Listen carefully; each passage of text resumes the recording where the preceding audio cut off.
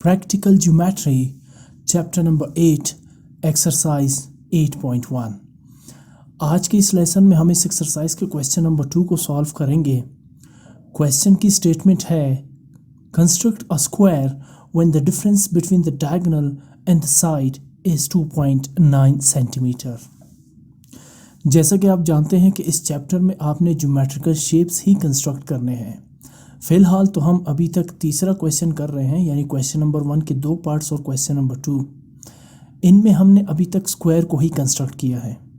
इसका जो question number 1 था, जिसे मैंने प्रीवियस लेसन में एक्सप्लेन किया था, वहाँ सिर्फ आपको एक डायगोनल की लेंथ गिवन थी, जिसकी मदद से आपने एक स्क्वायर को कंस्ट्रक्ट करना था। जबकि इस क्वेश्चन में, क्वेश्चन नंबर 2 में, यहाँ भी आपने स्क्वायर ही कंस्ट्रक्ट करना है, बट स्टेटमेंट थोड़ी सी डिफरेंट है। स्टेटमेंट यह है कि आपने एक ऐसा स्क्वायर कंस्ट्रक्ट करना है जिसके साइड और डायगोनल के लेंथ के दरमियान डिफरेंस 2.9 सेंटीमीटर का हो। आपने एक ऐसा स्क्वायर कंस्ट्रक्ट करना है जिसके साइड और डायगोनल की लेंथ्स के दरमियान डिफरेंस 2.9 सेंटीमीटर हो, यानी डायगोनल की लेंथ साइड के लेंथ से 2.9 सेंटीमीटर ज़्यादा हो या लंबी हो। अब ये जो फिगर आपको नज़र आ रहा है, ये वही स्क्वायर है जो हमने कंस्ट्रक्ट किया है। ठीक, इसमें मैं आपको बता देता हूँ, वैसे तो पहले भी मैं आपको प्रीवियस लेसन में समझा चुका हूँ कि डायगोनल कौन सी और साइड कौन सी है। ये है साइड AB, दूसरी साइड BC, तीसरी साइड CD और चौथी साइड AD। आप इस फिगर में देख सकते हैं कि हर साइड की लेंथ 7 सेंटीमीटर, 7 सेंटीमीटर और 7 सेंटीमीटर है। जबकि ये जो आपको नज़र आ रही है A to C, ये वो डायगोनल है जिसकी लेंथ आ रही है 9.9 सेंटीमीटर। तो साइड की लेंथ 7 सेंटीमीटर है, जबकि डायगोनल की लेंथ 9.9 सेंटीमीटर है। तो अगर आप डिफरेंस निकालें, यानी 9.9 सेंटीमीटर से 7 सेंटीमीटर को सब्ट्रैक्ट करें, तो डिफरेंस आएगा 2.9 सेंटीमीटर। और यही क्वेश्चन की स्टेटमेंट है कि आप एक ऐसा स्क्वायर कंस्ट्रक्ट करें जिसके साइड और डायगोनल की लेंथ्स के दरमियान डिफरेंस 2.9 सेंटीमीटर की हो। अब इसे कंस्ट्रक्ट कैसे करना है, इसके लिए हम सबसे पहले एक लाइन सेगमेंट ड्रॉ करेंगे। हम स्टार्ट लेते हैं। आपने सबसे पहले एक लाइन सेगमेंट ड्रॉ करनी है। अच्छा, इस लाइन सेगमेंट की लेंथ कुछ भी हो सकती है। आपने स्केल रखा एक प्लेन पेज पे, एक पेपर पे, और आपने एक लाइन सेगमेंट ड्रॉ करनी है जिसकी लेंथ स्पेसिफाइड नहीं है।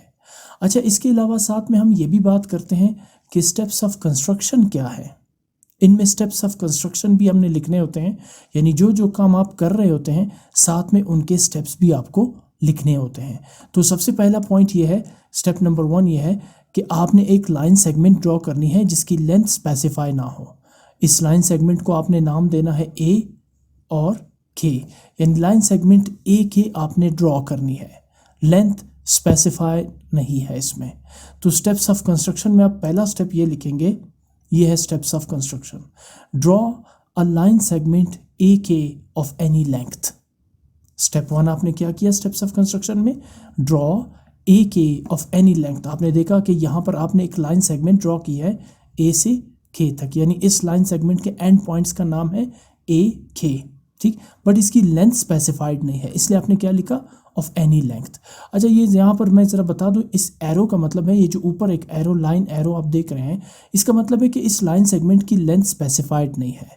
अगर लाइन सेगमेंट की लेंथ स्पेसिफाइड हो, जैसे यहाँ पर आप देख रहे हैं ना, लाइन सेगमेंट AE, यहाँ एरो नहीं है, बल्कि एरो की बजाय एक लाइन मैंने ड्रॉ की है बार, आगे लेंथ भी गिवन है। तो अगर लेंथ गिवन हो तो फिर आप एरो नहीं लगाएंगे बल्कि एक बार लगाएंगे, और अगर लेंथ गिवन ना हो तो फिर आप इस पर एरो लगाएंगे। ये एक छोटा सा डिफरेंस है, मैंने कहा आपको इसके बारे में भी नॉलेज हो। तो आपने एक लाइन सेगमेंट ड्रॉ की जिसकी लेंथ स्पेसिफाइड नहीं है, ऑफ एनी लेंथ, और इस लाइन सेगमेंट को नाम दिया आपने AK। इसके बाद मूव करते हैं स्टेप नंबर 2 की तरफ। स्टेप नंबर 2 यह है कि आप इस पॉइंट A पर 90 डिग्री का एक एंगल ड्रॉ करेंगे with the help of compass. आपने कंपास से एक 90 डिग्री का एक एंगल ड्रॉ करना है। वो किस तरह से करेंगे, आप उठाएंगे कंपास और उसकी आप लेंगे एक स्पेसिफिक विड्थ। ठीक है, एक छोटी सी विड्थ आपने लेनी है, बहुत बड़ी ना हो। इसके बाद आपने इस कंपास को रखना है पॉइंट A पर, और यहाँ से आपने एक हाफ सर्कल ड्रॉ करनी है। ऐसे पॉइंट A पे कंपास को रख के आपने यहाँ से एक हाफ सर्कल ड्रॉ करनी है। ठीक है ना। हाफ सर्कल ड्रॉ करेंगे, इसके बाद मैं इसको थोड़ा सा डार्क कर देता हूँ।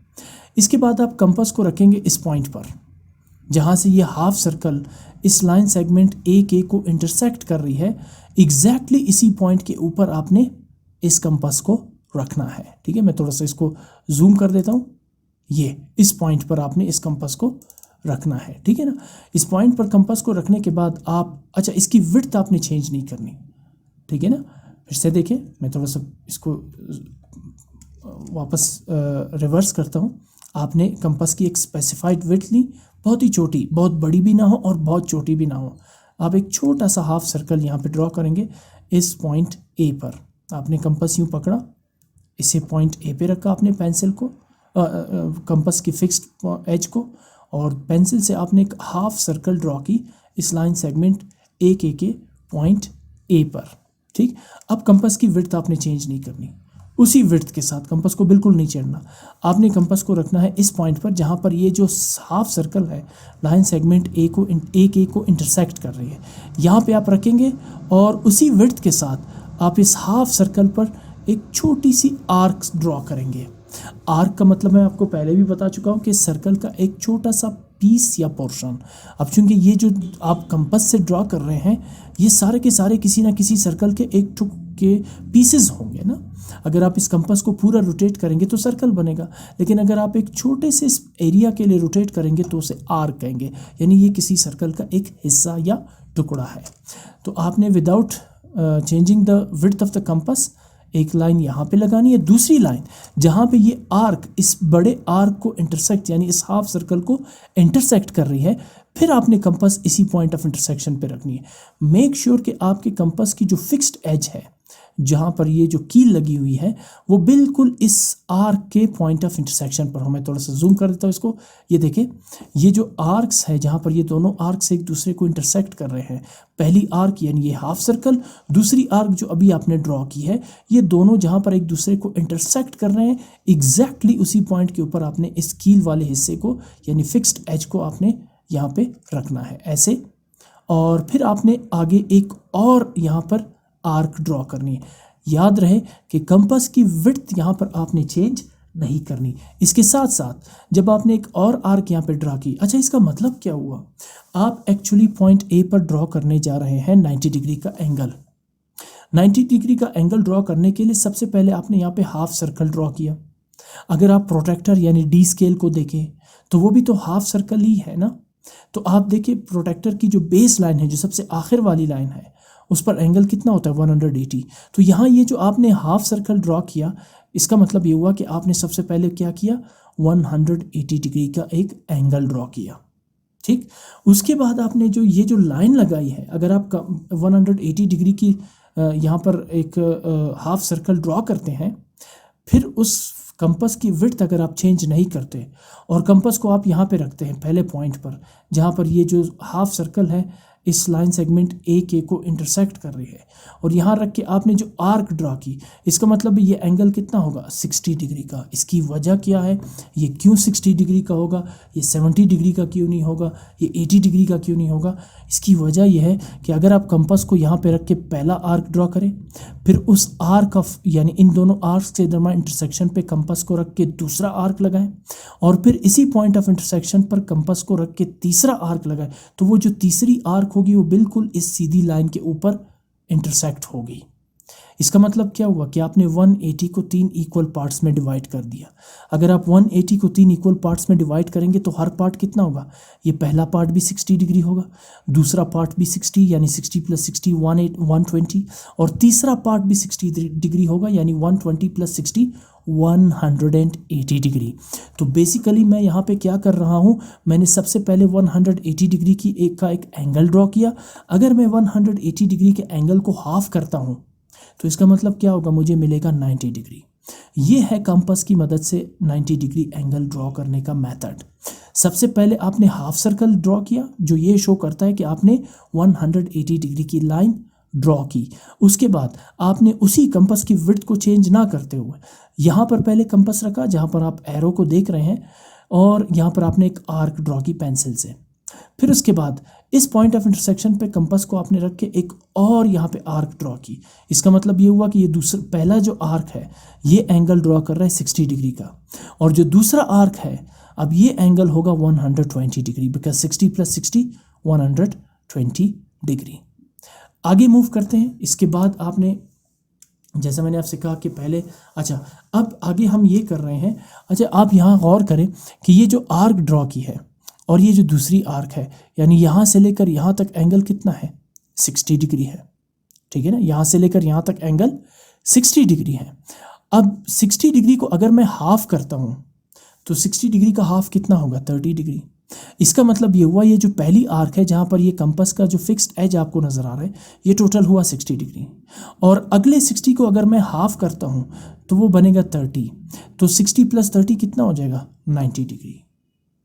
समझ में आ रही है ना कि पहली जो आर्क आपने लगाई वो तो क्लियर है कि ये 60 डिग्री है, दूसरी आर्क का मतलब है 60 + 60 120, लेकिन ये जो दूसरी आर्क के दो जो सेकंड और थर्ड जो आपको नज़र आ रहा है यहाँ पर, ये जो फर्स्ट और सेकंड आर्क के दरमियान जो डिस्टेंस आपको नज़र आ रहा है ये टोटल कितना डिग्री का है, 60 डिग्री का है।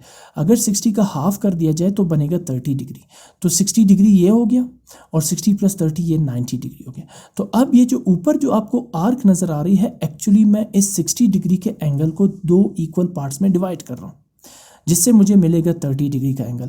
तो 60 डिग्री का एंगल ये हुआ और 60 + 30 90 डिग्री। तो मैंने शुरू में आपसे कहा कि मैं पॉइंट ए पर 90 डिग्री का एक एंगल ड्रॉ कर रहा हूँ। इसके लिए क्या करना होगा, सबसे पहले आपने एक हाफ सर्कल ड्रॉ की जो शो कर रहा है 180 डिग्री की लाइन। फिर उसी विड्थ के साथ पहले आप कंपास यहाँ पे रख के एक आर्क लगाएंगे, दूसरे आर्क के लिए कंपास आप इस पॉइंट ऑफ इंटरसेक्शन पे रख के आगे आर्क लगाएंगे। इसके साथ साथ इसी पॉइंट पे रखते हुए कंपास को आप एक आर्क ऊपर लगाएंगे, और इसके बाद का अगला स्टेप मुलाहिजा कीजिए, कंपास की विड्थ को चेंज नहीं करनी। अब आपने इस दूसरे पॉइंट ऑफ इंटरसेक्शन पे रख के कंपास को बड़े एहतियात से, और ये प्रीवियस जो पहली जो आर्क है इसको आप इंटरसेक्ट कर देंगे। ये इसका मतलब ये हुआ यहाँ से लेकर यहाँ तक एंगल है 60 डिग्री, और फिर यहाँ से लेकर यहाँ तक सेकंड आर्क तक फिर 60 डिग्री है, लेकिन ये जो ऊपर आपको नज़र आ रही है ये इस 60 का हाफ है यानी 30, तो ये हुआ 60 + 30 90। तो इस तरह से आप 180 डिग्री के एंगल को 90 डिग्री के एंगल में डिवाइड करेंगे। अगला स्टेप आपने ये उठाना है कि आपने स्केल उठानी है, और आप इस पॉइंट ए को, इस पॉइंट ऑफ इंटरसेक्शन, ये जो आर्क्स के दरमियान जो पॉइंट ऑफ इंटरसेक्शन है बिल्कुल इसी में से एक लाइन पास करनी है, जिससे ये साबित होगा कि ये जो लाइन है ये 90 डिग्री की लाइन है। देखिए बिल्कुल मैं देख रहा हूँ यहाँ पर कि पहले जो मैंने स्केल रखा वो इस पॉइंट ऑफ इंटरसेक्शन के ऊपर नहीं था, इसलिए फिर मुझे स्केल को थोड़ा सा पीछे करना पड़ा, और साथ में मैं देखिए पहले पूरी लाइन नहीं ड्रॉ कर रहा एकदम से, बल्कि पेंसिल की टिप चेक कर रहा हूँ, क्या पेंसिल की जो टिप है क्या वो इस पॉइंट ऑफ इंटरसेक्शन के ऊपर आ रही है या नहीं। अगर तो नहीं आ रही तो अपने स्केल को एडजस्ट करना है, अगर आ रही है तो ठीक है आप लाइन सेगमेंट ड्रॉ कर सकते हैं, जैसा कि आप अभी मैं ड्रॉ करने वाला हूँ। ये पॉइंट ए से और ये मैंने एक लाइन ड्रॉ कर दी, ठीक। अब मैं इसे मेजर करूँगा कि मैंने जो काम किया है 90 डिग्री का एंगल ड्रॉ किया है, क्या ये वाकई 90 डिग्री का एंगल है या इसमें कोई ख़राबी है। मैं साथ में ये भी बता रहा हूँ कि आप अपने स्टेप्स को वेरीफाई कैसे कर सकते हैं। यहाँ पर आप चेक भी कर रहे कि जो काम आप कर रहे हैं क्या वो वैलिड है या नहीं। अगर यहाँ पे गलती आती तो रुक जाइए, पहले इस गलती की करेक्शन कीजिए। तो इसलिए मैं चेक करता हूँ कि क्या ये जो लाइन है ये 90 डिग्री की है या नहीं, और इससे पहले मैंने इस लाइन सेगमेंट को नाम दिया AX, ठीक। अब मैं मेजर करने जा रहा हूँ कि क्या ये वाकई ये लाइन 90 डिग्री की है, यानी इसके लिए मैं उठाऊँगा प्रोटेक्टर D स्केल, ठीक है ना। ये है बेस लाइन जिसकी मैं बात कर रहा था, जो शुरू होती है 0 से और ख़त्म होती है 180 पर। लेफ़्ट साइड से भी शुरू होती है 0 से और राइट पे आके ख़त्म होती है 180 पर। तो देखिए ये बेस लाइन है, इस बेस लाइन को आपने लाइन सेगमेंट AK के ऊपर रखनी है। तो ये जो दूसरी लाइन है जो आपने अभी ड्रॉ की ये एग्जैक्टली फिक्स 90 डिग्री के ऊपर आ जाएगी। जैसे अभी आप देखें, मुलाहिजा कीजिए इसको, ये देखें ये बेस लाइन AK, देखें इस बेस लाइन, ये जो लाइन सेगमेंट AK है ये प्रोटेक्टर यानी D स्केल के बेस लाइन के बिल्कुल पीछे छुपी हुई है, ऊपर नीचे ना हो। तो आप देखिए ये जो लाइन आपने ड्रॉ की ये बिल्कुल 90 डिग्री के एंगल पे आ रहा है, ठीक है ना। तो ये हुआ आपका 90, ये स्टेप आपका बिल्कुल एक्यूरेट है। आगे मूव करते हैं। अच्छा, इसके साथ साथ मैं अब यहाँ पे रुक जाता हूँ और मैं आपको बताता हूँ कि इसके लिए स्टेप्स ऑफ कंस्ट्रक्शन आपने क्या लिखने हैं। इसके लिए स्टेप्स ऑफ कंस्ट्रक्शन आपने लिखने हैं, at point A construct an angle of 45 degree. ठीक है ना, यहाँ मैंने एंगल तो ड्रॉ किया 90 डिग्री का, लेकिन एक्चुअली मुझे ड्रॉ करना है 45 डिग्री। तो मैंने क्या किया, सबसे पहले मैंने यहाँ पे ड्रॉ किया 180 डिग्री, फिर मैंने 180 डिग्री को हाफ कर दिया जिससे मुझे मिला 90 डिग्री का एंगल। फर्दर मैं अब 90 डिग्री के एंगल को हाफ करूँगा तो मेरे पास बनेगा 45 डिग्री का एक एंगल। ठीक है ना, मैंने क्या किया, अब सबसे पहले मैंने 180 डिग्री का एंगल ड्रॉ किया, फिर उसे मैंने हाफ करके 90 डिग्री का एंगल कंस्ट्रक्ट किया। फर्दर आपको पता है 90 को हाफ करेंगे तो एंगल बनेगा 45 डिग्री का। कैसे करना है इसको देख लीजिए। कंपास को आप उठाएंगे, इसकी विड्थ आप अपने मर्जी के मुताबिक रखेंगे। अब वो जो विड्थ थी उसको आप बेशक चेंज कर दें, बहुत बड़ी ना हो, जितनी आप बड़ी विड्थ रखेंगे यहाँ जो बनने वाला पॉइंट ऑफ इंटरसेक्शन है आर्क्स के दरमियान, वो उतना ही इस एंगल ए से डिस्टेंस पे, दूरी पे बनेगा। तो आप ये जो आपको नज़र आ रहा है ना 90 डिग्री का एंगल, कहाँ से कहाँ तक है, यहाँ से लेकर यहाँ इस लाइन तक। इस कंपास की विड्थ इस 90 डिग्री के हाफ से थोड़ा सा ज़्यादा रखें बस, और ज़्यादा ना हो। ठीक है ना, जैसे आप देख सकते हैं इसमें। अच्छा, फिर उसके बाद अब मैं चूँकि इस 90 डिग्री के एंगल को हाफ कर रहा हूँ तो सबसे पहले कंपास को आप रखेंगे 90 डिग्री के पहले एंड पॉइंट पे, यानी 0 पे। ठीक है, और आपने यहाँ इस एंगल के बिल्कुल यानी वर्टेक्स ए के बिल्कुल सामने एक आर्क ड्रॉ करनी है इस तरह से। ये आपने एक आर्क ड्रॉ की। इसके बाद 90 डिग्री का जो दूसरा हिस्सा एंड पॉइंट है, यहाँ आप कंपास रख के एक और आर्क ड्रॉ करेंगे जिससे ये प्रीवियस आर्क इंटरसेक्ट होगी। ये अब अगर आप पॉइंट ए को इस पॉइंट ऑफ इंटरसेक्शन से ज्वाइन करेंगे तो इसका मतलब क्या हुआ कि आपने 90 डिग्री के एंगल को दो बराबर हिस्सों में डिवाइड कर दिया, जिसे हम पढ़ते हैं बाइसेक्ट कर दिया। अगेन बड़ी एहतियात से काम करना होगा आपको। यहाँ पर आपने सबसे पहले ये देखना होगा कि आपकी पेंसिल की टिप जो वर्टेक्स ए और पॉइंट ऑफ इंटरसेक्शन के ऊपर आ रही है, तो फिर आपने एक लाइन ड्रॉ करनी है। डायरेक्ट आप लाइन ड्रॉ करके गलती मत कीजिएगा। बड़ा वाजे आपको नज़र आ रहा है यहाँ पर, देखो बिल्कुल पॉइंट ऑफ इंटरसेक्शन के ऊपर से लाइन गुजर रही। एक बात का बड़ा ख्याल रखना है आपने, यहाँ एक एक डिग्री की मेजरमेंट होती है।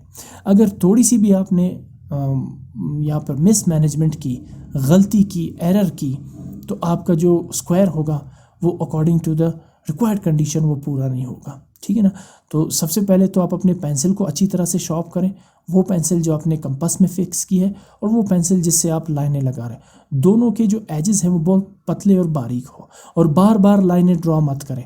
आप देख रहे हैं कि मैं मैक्सिमम 2 दफ़ा पेंसिल एक लाइन के लिए यूज़ कर रहा हूँ, तो 2 से ज़्यादा दफ़ा पेंसिल आप वो ड्रॉ नहीं करेंगे, वरना फिर जो लाइन है वो बहुत ही ज़्यादा बोल्ड यानी मोटी हो सकती है। ठीक है ना, तो अब आगे मूव करते हैं।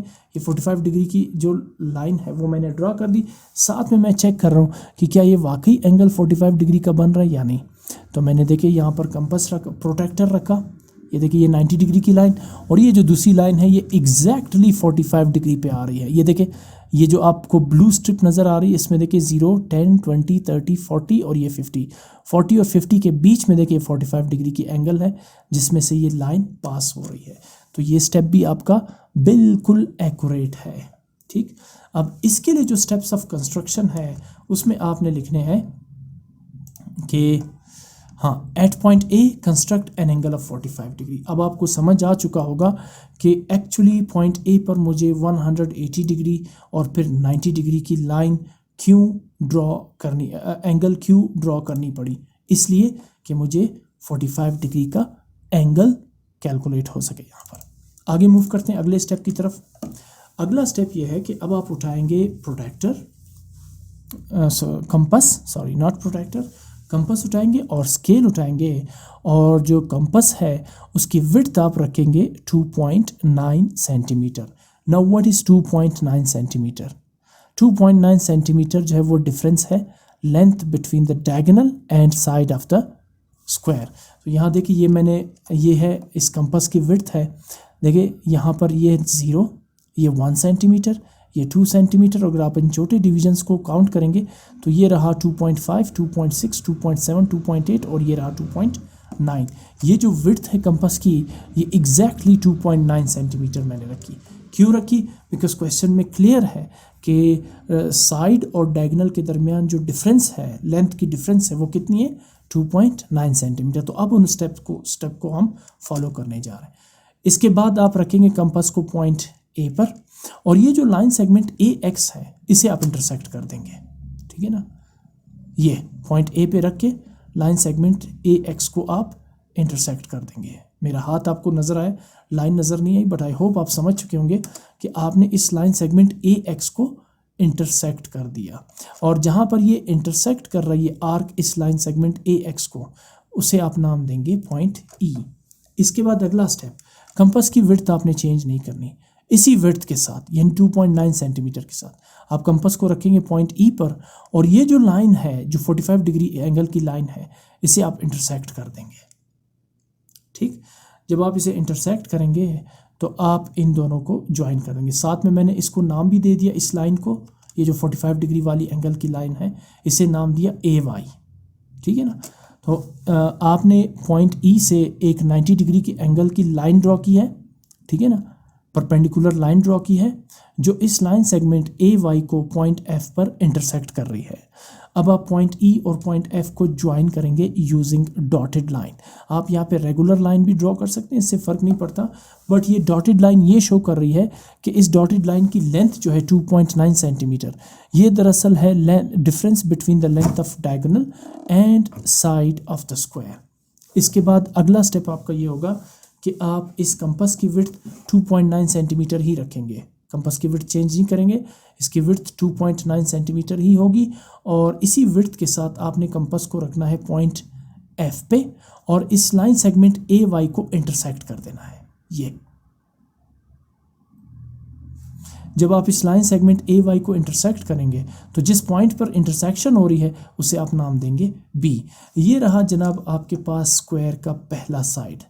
जिस स्क्वायर को आप कंस्ट्रक्ट कर रहे हैं उसकी पहली साइड ए बी जो है वो अब जाके बन गई। तो ये जो इतना लेंथी प्रोसेस था जहाँ पर आपने पहले 180 डिग्री की एंगल ड्रॉ की, फिर 90, फिर 45, फिर 2.9 सेंटीमीटर की लाइन लेके फिर परपेंडिकुलर लाइन, इसकी वजह यह है क्योंकि क्वेश्चन की स्टेटमेंट ही कुछ इस तरह से है कि आप एक ऐसा स्क्वायर कंस्ट्रक्ट करें जिसके डायगोनल के लेंथ और साइड के लेंथ में डिफरेंस कितना हो, 2.9 सेंटीमीटर का। तो ये प्रोसीजर है जिसे फॉलो करना पड़ेगा आपको। अब उसके बाद अगला स्टेप आपका ये होगा, बल्कि मैं यहाँ पे point of steps of construction आपको यहाँ पे लिख के दे देता हूँ क्योंकि ये भी ज़रूरी है, स्टेप्स ऑफ कंस्ट्रक्शन। अच्छा, तीसरा स्टेप ये होगा आपका, दो स्टेप्स तो आपने कर लिए कि पहला आपने एक लाइन सेगमेंट ए के ड्रॉ की, दूसरा आपने पॉइंट ए पर 45 डिग्री एंगल ड्रॉ की। तीसरा स्टेप ये है from A X intersect A E which is equal to 2.9 centimetre. यहाँ मैंने कहा ना आपसे, ये जो ए एक्स थी ये लाइन सेगमेंट, ठीक है ना, इसे आपने कंपास की विड्थ 2.9 सेंटीमीटर लेके यहाँ पर आपने एक आर्क ड्रॉ की थी। मैं थोड़ा सा पीछे ले जाता हूँ, ये ठीक है ना, ये ए एक्स लाइन थी जिसे आपने 2.9 सेंटीमीटर कंपास की विड्थ लेके इस लाइन सेगमेंट ए एक्स को इंटरसेक्ट किया था, और ये जो जहाँ पर इंटरसेक्शन हुई थी इसको नाम दिया था आपने ए, यानी ए ई की लेंथ कितनी हुई थी, जितनी लेंथ कंपास के विड्थ की थी, यानी 2.9 सेंटीमीटर। तो आप लिखेंगे from A X intersect A E, यानी ए से लेकर ई तक जो आपने कंपास के ज़रिए इस लाइन ए एक्स को इंटरसेक्ट किया था, उस ए ई की लेंथ कितनी है, 2.9 centimetre, which is the difference of diagonal and side. मैंने आपसे कहा कि Y 2.9, because 2.9 is the difference of diagonal and length of the side. अच्छा जी, इसके बाद अगला स्टेप, फिर आपने ई एफ ड्रॉ करना है। ये लाइन जो डॉटेड आपको नज़र आ रही है ना, ये आपने ड्रॉ करनी है, और याद रखें कि ये जो ई एफ है ये परपेंडिकुलर है लाइन ए एक्स के ऊपर, यानी यहाँ पर एंगल कितना बन रहा है, 90 डिग्री का। ये बिल्कुल परपेंडिकुलर लाइन है, आप इसे मेजर भी कर सकते हैं प्रोटेक्टर से, ठीक है ना। तो आपने क्या किया कि ये जो लाइन ई एफ आपने ड्रॉ की है ये ए एक्स के ऊपर परपेंडिकुलर है, ठीक है ना। क्या लिखा, draw E F perpendicular to A X which intersects line segment A Y at point F. Again A Y के ऊपर एरो है, ए एक्स के ऊपर एरो है, ई एफ के ऊपर एरो नहीं है बिकॉज ई एफ की लेंथ कैलकुलेटेड है 2.9, ए एक्स और ए वाई की लेंथ जो है वो कैलकुलेटेड नहीं है, वो एनी लेंथ है, कोई सी भी लेंथ है इसकी, ठीक है ना। तो जब आप यहाँ ई एफ ड्रॉ करेंगे तो ये जो एफ पॉइंट है ये लाइन सेगमेंट ए वाई के ऊपर एग्जिस्ट कर रहा है, ठीक है ना। यानी यहाँ से जो आपने एक आर्क ड्रॉ की कंपास के जरिए, ठीक है ना, वो arc line segment A Y को पॉइंट एफ पर इंटरसेक्ट कर रही है, इसलिए आपने लिखा draw E F perpendicular to A X which intersects A Y at point F. आगे मूव करते हैं। Take F as centre and draw an arc of radius E F. आपने यहाँ पर ई एफ को मेजर किया ना, ये जितनी विड्थ ई एफ की है, जितनी लेंथ ई एफ की है, कंपास की लेंथ भी आपने उतनी रखनी है। और फिर उसके बाद टेक एफ एज सेंटर, यानी एफ के ऊपर कंपास रखे। एफ एज सेंटर इसलिए क्योंकि अगर आप कंपास को पॉइंट एफ पे रखेंगे और यहाँ आप एक सर्कल ड्रॉ करेंगे तो इस सर्कल का सेंट्रल पॉइंट क्या होगा, पॉइंट एफ होगा ना। तो take F as a centre and draw an arc which intersects A Y at point B. अब जो यहाँ पर आप आर्क ड्रॉ कर रहे हैं, ये इस लाइन सेगमेंट ए वाई को कहाँ पे इंटरसेक्ट कर रही है, जहाँ पे इंटरसेक्ट कर रही है इसको आपने क्या नाम दिया, पॉइंट बी का नाम दिया, ठीक है ना। तो ये होंगे स्टेप्स ऑफ कंस्ट्रक्शन में। रोक देता हूँ यहाँ पर। ये take F as centre and draw an arc of radius E F. ये जो आपने आर्क ड्रॉ की एफ से लेकर यहाँ तक, ये लेंथ कितनी है, जितनी ई एफ की लेंथ है, यानी 2.9 सेंटीमीटर, ठीक। E F which intersects A Y at point B, जहाँ पर ये आर्क इस लाइन ए वाई को इंटरसेक्ट कर रही है उसको नाम देंगे आप बी। आगे मूव करते हैं। अब आपने उठानी है प्रोटेक्टर और पॉइंट बी पर आपने एक 90 डिग्री का एंगल ड्रॉ करनी है। अब मैं पूछता हूँ आपसे कि वाई 90 डिग्री का एंगल, इसलिए क्योंकि आपको पता है कि स्क्वायर के चारों साइड्स की लेंथ भी इक्वल होती है और हर वर्टेक्स पर एंगल कितना होता है, 90 डिग्री। चूंकि आप यहाँ स्क्वायर के साइड्स ड्रॉ कर रहे हैं इसलिए ये भी आपको ज़रूरी करना है कि हर वर्टेक्स पर एंगल भी कितना हो, 90 डिग्री। देखिए ए पर भी आपने 90 डिग्री बनाया, अब बी पर भी आप 90 डिग्री बनाएंगे। याद रखें यहाँ आप कंपास की मदद से भी कर सकते हैं, लेकिन ये काफ़ी लेंथी हो गया, इसलिए मैं प्रोटेक्टर से आसानी से बन रहा हूँ। कैसे करेंगे आप, ये जो प्रोटेक्टर की बेस लाइन है इसे आप लाइन सेगमेंट ए वाई के ऊपर रखेंगे और जहाँ पे ये जो आर्क है जो इस ए वाई को इंटरसेक्ट कर रही है, यहाँ आप इस प्रोटेक्टर की जहाँ पर ये जो बेस लाइन जहाँ पर इंटरसेक्शन नज़र आ रही है, यानी बिल्कुल 90 डिग्री की एंगल की लाइन आ रही है, ये जो आर्क और लाइन की इंटरसेक्शन पॉइंट है इसे आप बिल्कुल इस पॉइंट ऑफ इंटरसेक्शन पे रखेंगे जहाँ पे ये 90 डिग्री और प्रोटेक्टर की बेस लाइन यानी डी स्केल की बेस लाइन एक दूसरे को इंटरसेक्ट कर रहे हैं, ठीक। अब आप 90 डिग्री की लाइन कैसे ड्रॉ करेंगे, ये देखिए मैंने बिल्कुल फिक्स कर दिया, ए वाई को बेस लाइन के ऊपर रख दिया और ये जो पॉइंट ऑफ इंटरसेक्शन है ये इस 90 डिग्री और बेस लाइन के पॉइंट ऑफ इंटरसेक्शन के ऊपर रख दिया। पेंसिल से आप 90 डिग्री को यहाँ पे मार्क कर देंगे, ठीक। इसके बाद अगला स्टेप ये होगा कि आप स्केल उठाएंगे और ये जो पॉइंट बी है इसे आप ज्वाइन कर लेंगे इस एंगल के साथ 90 डिग्री, यानी ये जो लाइन है आपकी ये ड्रॉ हो जाएगी 90 डिग्री की एंगल की एक लाइन, ये, ठीक है ना। आप ये अब ये जो लाइन है इसकी भी लेंथ जो है वो मालूम नहीं है। मैं वेरिफिकेशन के लिए दोबारा चेक करूं क्या ये लाइन वाकई 90 डिग्री के, तो ये आपके सामने है, एग्जैक्टली 90 डिग्री का एक एंगल आपने ड्रॉ कर दिया। इसके साथ साथ अब आप क्या करेंगे, इस पॉइंट बी पर शो करेंगे कि यहाँ पर आपने एंगल कितना ड्रॉ किया, 90 डिग्री का, ठीक। अब आते हैं स्टेप्स ऑफ कंस्ट्रक्शन पे। स्टेप्स ऑफ कंस्ट्रक्शन में आपने लिखा कि measure A B which is 7 centimetre. अच्छा, इस पर आपने आगे मूव करने से पहले आपने ए बी की लेंथ मेजर करनी है। क्या है ए बी, ये जो पहली साइड आपने कंस्ट्रक्ट की स्क्वायर की, अगर आप इसे स्केल से मेजर करेंगे, जो कि अभी मैं आपको मेजर करके भी दिखाऊंगा, इसकी टोटल लेंथ है 7 सेंटीमीटर। इसके बाद अगला स्टेप आपने क्या करना है, construct an angle of 90 degree at point B with protractor. अभी आपके सामने मैंने पॉइंट बी पर प्रोटेक्टर की मदद से 90 डिग्री का एक एंगल कंस्ट्रक्ट किया जो आपने देख लिया। इसके बाद आगे सबसे पहले ज़रा इसको मेजर करते हैं कि ए बी की लेंथ कितनी है, ठीक है ना। मैंने यहाँ पे रखी है कंपास पॉइंट ए पर और इसकी विड्थ जो है वो पॉइंट बी तक खोल दी, बल्कि मैं यहाँ पर यूँ करता हूँ, मैं सबसे पहले स्केल से मेजर करता हूँ ए टू बी कितनी है, ये देखिए ये बिल्कुल आपके सामने है। टोटल लेंथ कितनी है इस साइड ए बी की, 7 सेंटीमीटर है। तो अब आपने कंपास की विड्थ लेनी है 7 सेंटीमीटर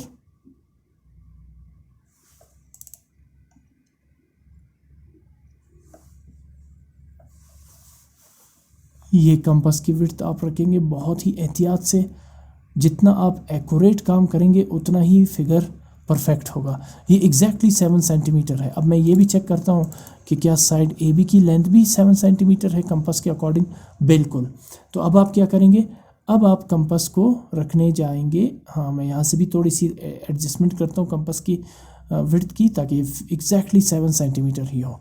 कंपास को आप रखेंगे पॉइंट बी पर और एक आर्क ड्रॉ करेंगे जो इस लाइन यानी 90 डिग्री की लाइन को किसी भी पॉइंट पर इंटरसेक्ट करें।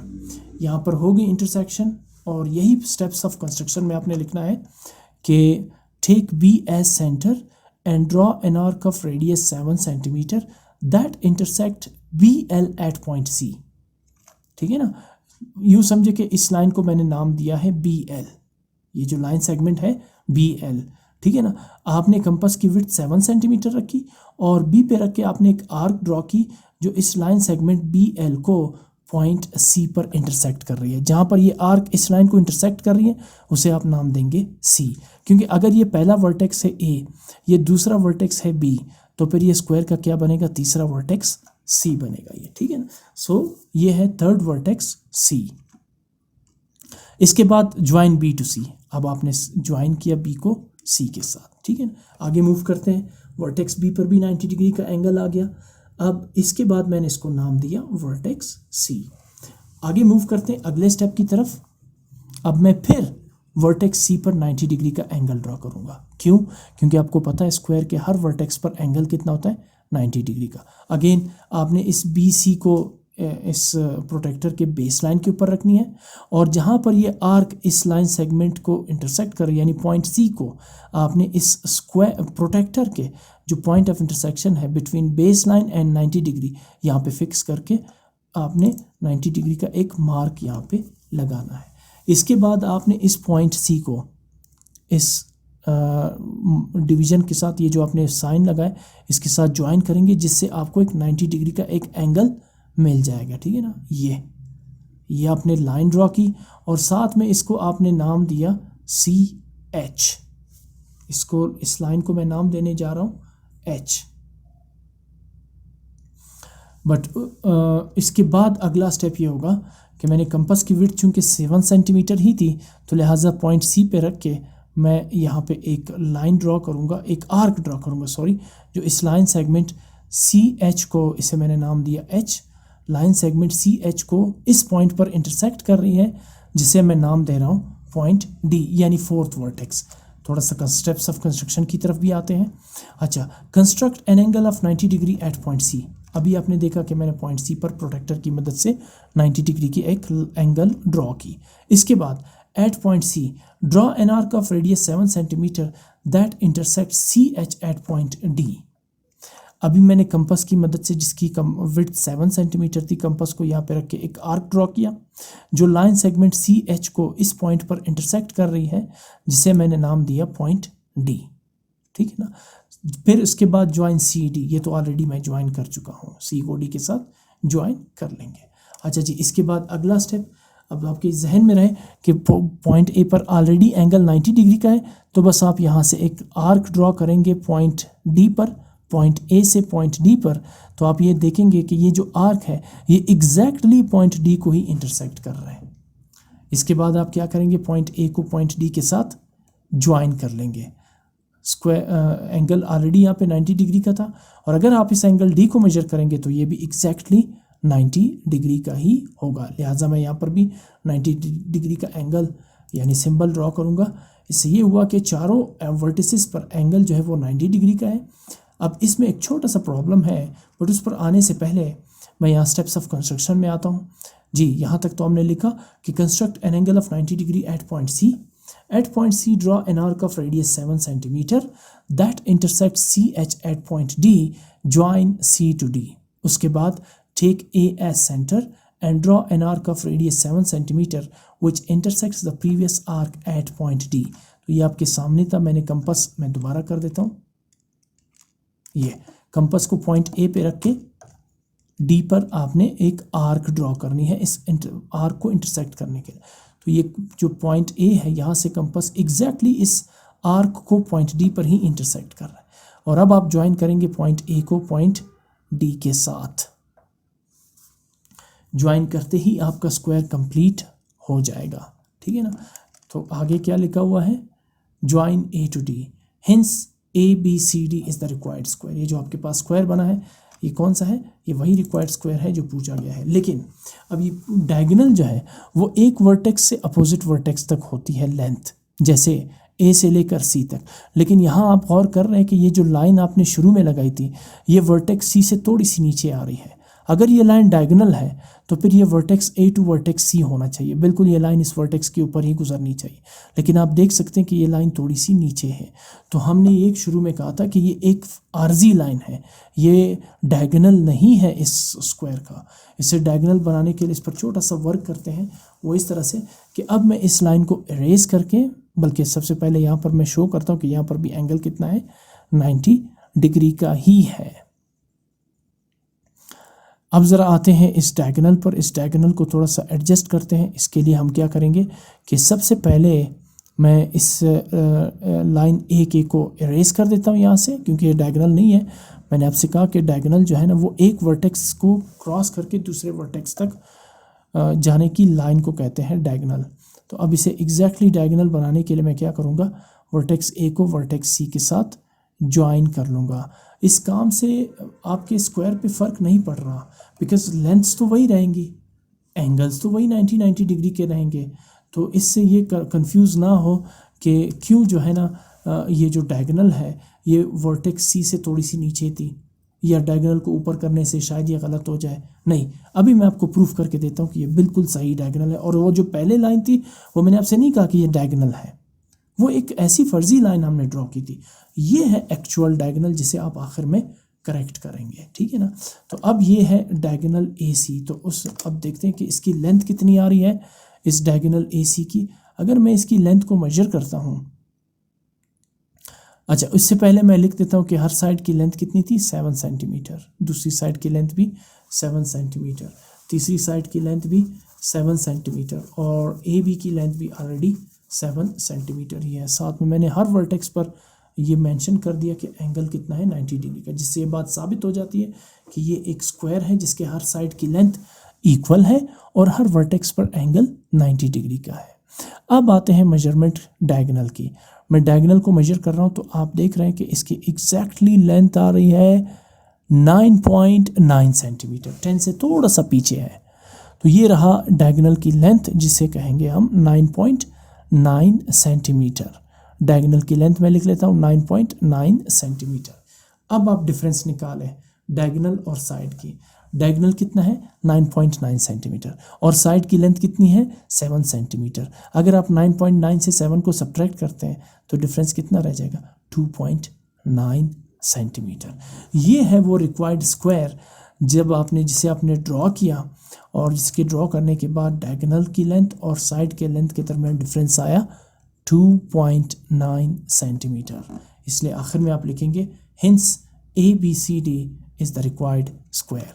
इसकी कंस्ट्रक्शन से मुतालिक मैं एक दो बातें आपके साथ शेयर करना चाहता हूँ। पहली बात तो ये है कि एज अ टीचर मुझे इसे ड्रॉ करने के लिए टू बी वेरी हॉनेस्ट मुझे 6 to 7 टाइम इसकी प्रैक्टिस करनी पड़ी, तब जाके डिफरेंट एंगल से इसको मेजर करने के बाद जो है ना ये सही आई। इसमें जो मुझे गलतियों का सामना करना पड़ा, जो एरर्स मैंने कमिट की, वो ये थी कि एक आप इसमें गौर करें, जो मैं कंपास को आप यूज़ कर रहा हूँ वो बिल्कुल स्ट्रेट सीधा करके मैं कर रहा हूँ, ऐसे टेढ़ा करके या कंपास को लिटा के मैं आर्क्स ड्रॉ नहीं कर रहा। मैंने बड़ी कोशिश की कि मेरा हाथ इसमें नज़र नहीं आए, बट जितनी भी मैंने कोशिश की उसमें से मैंने पूरी कोशिश ये दिखाने की है कि आपको आर्क्स नज़र आए, मेरा हाथ नज़र नहीं आए। चूँकि मैंने कंपास को बिल्कुल स्ट्रेट पकड़ रखा है इसलिए एक्यूरेसी भी उतनी ही ज़्यादा है।